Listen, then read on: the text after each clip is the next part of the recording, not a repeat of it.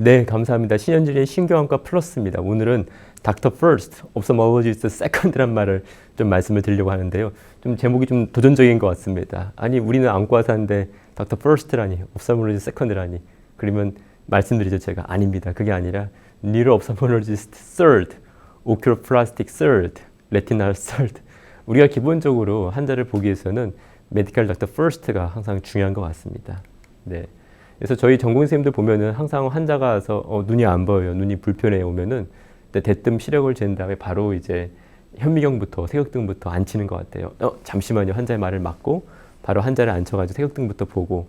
사실 저도 그렇습니다. 저도 옛날에 전공일 때 이제 기본적으로 저희 안과는 이제 보고 진단이라는 게 익숙하다 보니까 환자가 오면은 어떻게든 이미지를 찍고 막막 사진을 찍고 또 색역등을 보고 해서 바로 진단을 내리려고 했던 게 제 모습이었던 것 같습니다. 그래서 항상 저희 전공생한테 말하는 게 닥터 퍼스트가 되어야 된다. 그리고 항상 우리가 시력저부터 시작하지 말고 이 환자가 가지고 있는 프로블럼이 뭔지부터 우리가 찾아야 된다 말씀을 드리는데요. 한번 제가 예를 들어보겠습니다. 64세 남자 환자가 있는데요. 한쪽 눈에 아큐트, 급성의 또 페인리스, 통증이 없는 갑작스러운 시력저하를 가지고 왔다고 보겠습니다. 환자는 오른쪽 눈에 RAPD가 있었고요. 또 스몰 CD 레이쇼, 굉장히 컵 디스크 레이쇼 작았고요. 그리고 이 환자는 프로스테이트 캔서가 있었습니다. 이렇게 고령에서 바스큘러 리스크 팩터가 있는 고령에서 페이니스, 아큐트, 로스 오브 비전, RAPD, 스몰 CD 레이쇼가 있고 디스크에 헤모리지가 있을 때 우리가 어떤 걸 가장 의심할 수 있을까요? 우리가 아큐트 엔테리어 이스케믹 옵틱 뉴로패티를 의심할 수 있죠. AION을 의심할 수가 있습니다. 근데 이 경우에 만약에 환자의 그리슨 스케일, 우리가 보통 전립선 암에 있을 때 나눌 수 있는 스케일인데요. 이런 스케일에서 그레이드 1, 2의 well differentiated 타입이 하면은 우리가 AION을 의심할 수가 있고 이 합당한 소견이라 볼 수가 있습니다. 근데 만약에 이 환자의 전립선 암의 그레이드가 1, 2가 아니라 만약에 3, 4 poorly differentiated라면 어떻게 됐을까요? 우리는 반드시 엔테리어 이스케믹 옵틱 뉴로패티 말고도 이 환자가 혹시 전립선 암에 의한 메타스틱 튜머에 의한 인필트레이션이 의한 것이 아닌지를 또 고민을 해봐야겠습니다. 이처럼 환자가 갖고 있는 전신 질환에 따라서 우리가 감별해야 될지 달라질 수가 있고요. 어떤 것들을 우리가 또 포함시킬지 뺄지를 결정할 수 있습니다. 따라서 이 환자는 전혀 바뀐 거 없습니다. 안과적인 스템, 안과적인 증상과 안과적인 이력은 바뀐 게 없지만은 이 환자가 가지고 있는 전신적인 히스토리에 따라서 우리가 고려해야 될 DDX가 달라지는 거죠.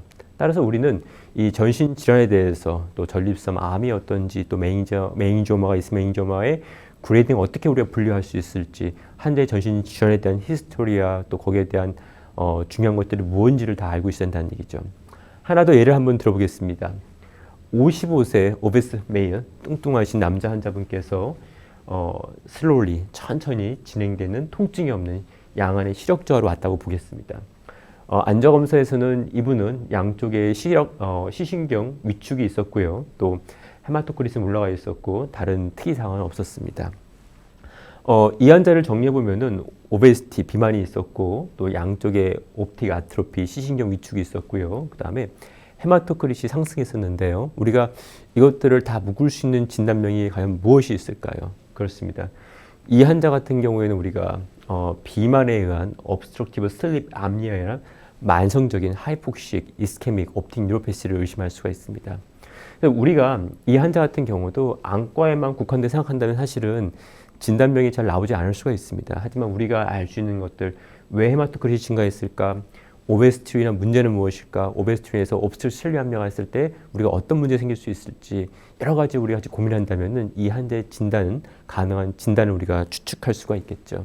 그래서 우리가 항상 제 말씀을 신경안과에서는 Outcomes Ratio, Single Unifying Explanation을 만드는 게 제일 중요합니다. 환자의 모든 증상을 통합해서 하나의 진단명을 내리기 위해서는 우리가 안과적인 지식뿐만 아니라 다른 과적인 지식도 알아야 되고요. 또 다른 과 의사들과 소통할 줄 알아야 됩니다. 그래서 이런 의미에서는 항상 협업이 중요하고 다른 과랑 같이 이야기하고 그래서 저도 항상 저 혼자만 이제 공부하는 것이 아니라 또 신경과 신경외과 선생님이랑도 같이 모여서 정기적인 컨퍼런스도 하고 같이 의견도 나누고 이러고 있습니다.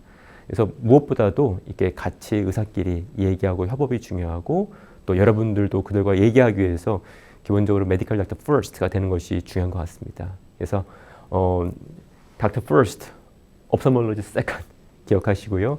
우리가 한번 안과사지만은 안과사를 넘어서 먼저 메디컬 닥터가 먼저 되시기를 한번 기대해 보겠습니다. 감사합니다.